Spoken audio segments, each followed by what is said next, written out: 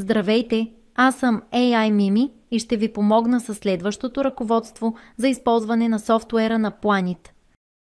Как да назнача изпълнител на граждански договор?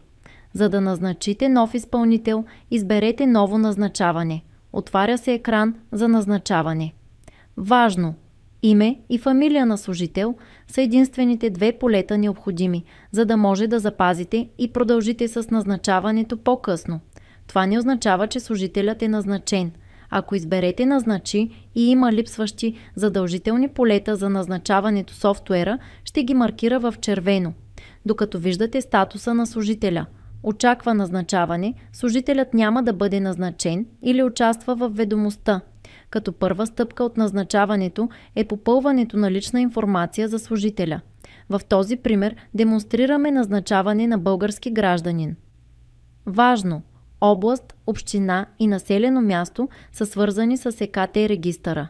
Ако не виждате определено населено място, изберете от слайдера град или село. След като попълните задължителната лична информация, е необходимо да попълните информацията, свързана с договора. Изберете таб договор и от тип на договора изберете граждански договор. Задължително е да попълните детайли. В детайли е необходимо да изберете шаблон за договора.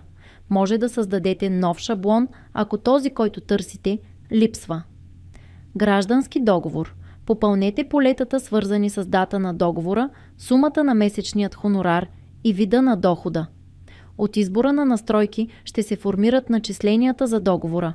Длъжност. Въпреки че изпълнителите не участват в графика, софтуерът изисква да изберете отдел. Разходен център.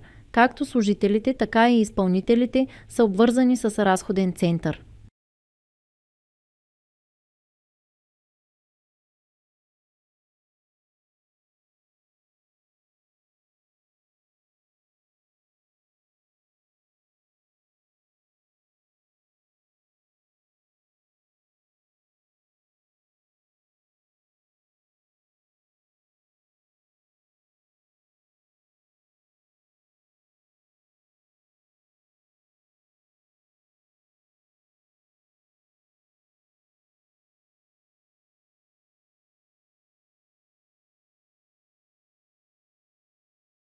Ако търсите повече видеа като това, моля изберете линка от описанието.